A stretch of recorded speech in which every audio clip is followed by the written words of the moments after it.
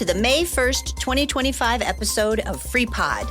I'm Becky Connors. And I'm Tim Connors. And I want to remind you that any photos, phone numbers, or website addresses we mention can always be found in the print version of our newscast on the FreePod website at freepod.org, from our Facebook page, or from the website of our partner station, WNIJ National Public Radio in DeKalb. Now, let's see what's going on. Freeport broke the record for the world's largest human pretzel image. At the kickoff of Pretzel Fest last Saturday, as more than 600 people and one dog gathered to create a human pretzel. The previous Guinness Record Book record was established in 2019 with 424 people, which was then broken in France in 2024 with a total of 529 people, and now in Freeport with 603 people who gathered at the Arts Plaza in downtown Freeport on Saturday morning. Freeport's new record will be submitted to Guinness World Records for official certification. Pretzel Fest and Polka Fest were big successes, celebrating the food that gives Freeport its iconic nickname. At the April 1st meeting of the Highland Community College Board, outgoing board chair Jim Endress and Sean Bolt were sworn in for their new member terms, along with incoming student trustee Rachel Salazar. Doug Block will be board chair, and Sean Bolt was elected as vice chair. Terry Grimes was nominated and confirmed to continue as board secretary, a role she has held for at least a quarter century. Agricultural instructor Justin Ebert and several Highland Community College agricultural students then reported on their recent attendance at two conventions of the Professional Agriculture Students Association. At the state convention in Normal, Illinois, several Highland students won first, second, and third place awards, and at the national convention at Bozeman, Montana, and Sheridan, Wyoming, the Highland contingent again scored high in both individual and team events. Congratulations to Highland for this clear representation of the strength of their agricultural program. Dan Dick also provided a report on Highland Community College Foundation activities. There were more than 1,100 applications for scholarships for this fall, which is a good indicator that enrollment will probably remain steady.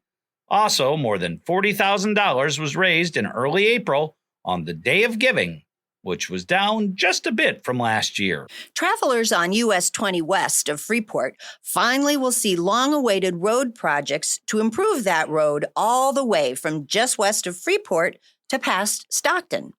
Done in phases, work will focus this year on the intersection of US 20 and Illinois Route 73 south of Lena, with turn lanes and a traffic light.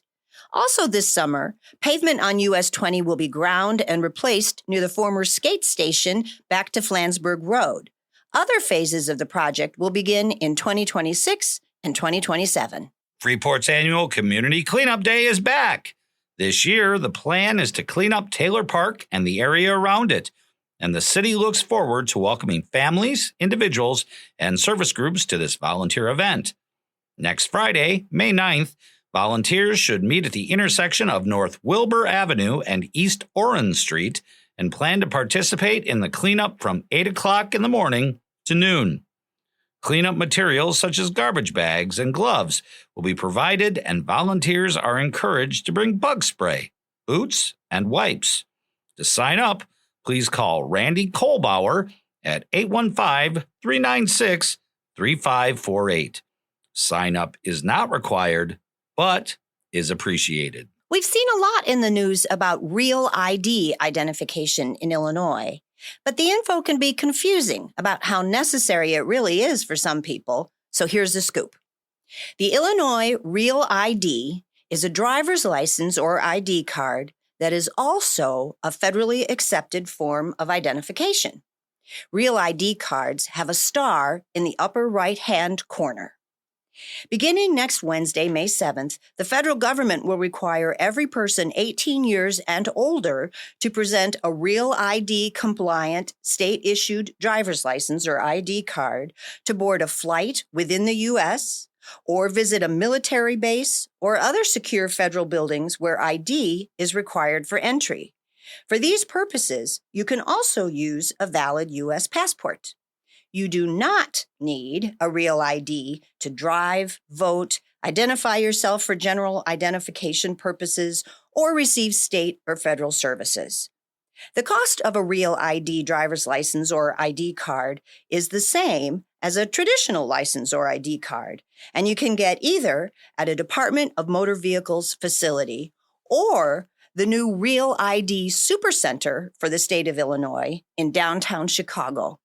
A list of the documents you'll need to bring with you is available online at realid.ilsos.gov. Freeport Art Museum's annual regional juried exhibition, which offers both established and emerging artists the opportunity to debut their work created in the last 2 years, opens next Saturday, May 10th, and runs through July 19th.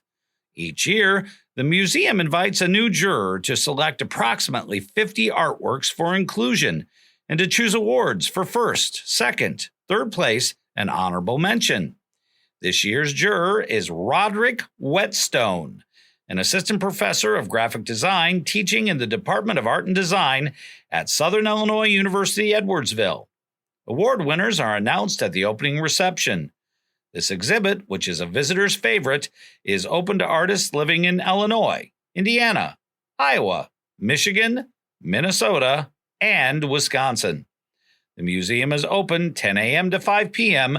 Tuesday through Friday, noon to 5 o'clock p.m. on Saturday, and is closed Sunday and Monday. The Freeport Art Museum is celebrating its 50th anniversary with a special series of social media posts called Freeport Art Museum Fridays. Each Friday, the museum will share a piece of the museum's rich history, from its early days in the Henny School to the evolution of its permanent collection and the creation of community spaces like the Arts Plaza in downtown Freeport. Each story will help to honor the people, places, and moments that have shaped the Freeport Art Museum over the past 5 decades, while celebrating the museum's role as a cultural cornerstone in the Freeport community. Follow the museum on social media to enjoy this walk down memory lane and a look forward to the next 50 years of creativity and connection. Beginning this week, the Chainlink Cycle Group is once again opening their rides to the biking public, including their Thursday night cycle path bike rides and Saturday morning bike shop rides. For the Thursday night cycle path ride, plan to meet at the Crate Park Marina just before 5:30 p.m. every Thursday evening. Riders cycle at about 10 to 12 miles per hour, which is conversation pace ride, on a 10-mile round trip, usually to Florence Station. For some variety, the group hosts ice cream rides, beer rides, pumpkin rides, or even mosquito rides throughout the season. The group then meets at 8 o'clock a.m. every Saturday morning at PHK Bicycles in downtown Freeport on Adams Street for the bike shop ride. This ride is usually a 24-mile trek to Dakota and back at a pace of about 12 to 16 miles per hour and includes a few challenging hills. The official ride is on paved roads, but intrepid bikers can choose an alternate gravel route for the last few miles. There is also a shortcut for those only having time for a 16-mile route. All cyclists are welcome to join both free rides. The Freeport Lions Club will host their 11th annual Cruisin' for a Cause car show from 1 to 5 p.m., sponsored by and held at Union Dairy in Freeport. There's a $10 fee for vehicles, and awards will be presented in 7 categories, as well as recognition for the top 10 cars. Registration closes at 3 p.m. Be sure to enjoy a tasty treat at Union Dairy this Saturday as you enjoy all the great cars that will be on display. Next Wednesday will be the first Wednesday of the month, and as always, that's the Wednesday movie lovers look forward for the next offering in the Select Picks Classic Film Series at the Lindo Theater. Hosted by Ed Finch and Alan Wenzel, this month's film is Dial M for Murder, an Alfred Hitchcock classic starring Grace Kelly, Ray Milland, and Robert Cummings. The film will be shown in remastered 3D, so attendees will be donning those cool 3D glasses for the presentation. Showtimes on Wednesday are 1 o'clock and 7 o'clock p.m., and both will be followed by a discussion about the movie with Ed and Alan, who have hosted this popular film series for 15 years at the Lindo. Voices of Stevenson County is working the Cub Food Brat Stand tomorrow and Saturday. You can help them support survivors of domestic and sexual violence with a stop between 11 a.m. and 5 p.m. both days to enjoy delicious brats, burgers, hot dogs, and ribeye sandwiches. The Pretzel City Wine Fest is Saturday, May 10th, and next Saturday is also opening day for the Stevenson County Farmers Market in downtown Freeport. Here are reminders to get your tickets for 2 fundraisers coming up late next week. The annual YMCA annual fundraiser is next Thursday, May 8th, from 6 o'clock to 8 o'clock p.m. at Big O's on the Hollow, or for just $15, you can enjoy delicious cupcakes paired with a variety of cocktails and support the YMCA's annual Strong Kids campaign. Tickets can be purchased at the YMCA or online at freeportymca.org. While you're online, also, don't forget to grab your tickets for the HCC Foundation Celebration fundraiser next Saturday, May 10th. This year's celebration highlights the fine arts in honor of Somerset's 50th anniversary, and you can get tickets at highland.edu. If you're looking for something to do this week, or any week, visit the Greater Freeport Partnership website at greaterfreeport.com. and click on Weekly Events for a comprehensive listing of events and activities throughout Stevenson County. You can subscribe to their free weekly newsletter there, too. And we have a link to a QR code in the print version of this newscast if you'd like to sign up that way. And hey, while you're signing up for more of what's going on in our community, you can also subscribe to the City of Freeport's monthly newsletter at their website, cityoffreeport.org, or by using their QR code that appears below.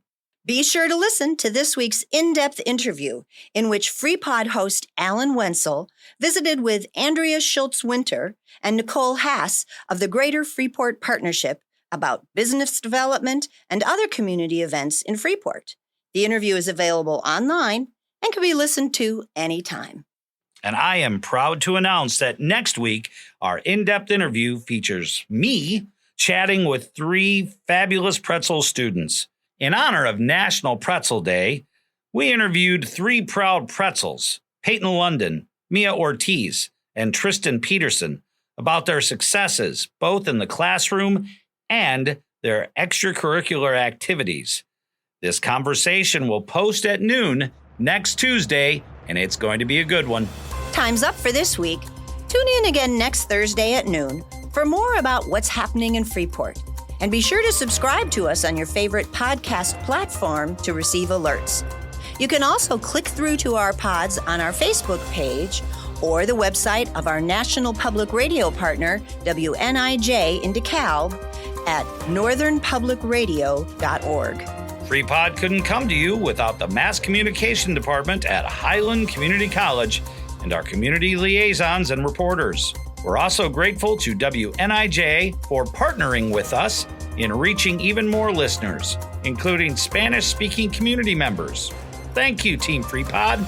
For more info, including how to make a tax-deductible contribution to support our work, visit our website at freepod.org. I'm Becky Connors. And I'm Tim Connors. Thank you for listening.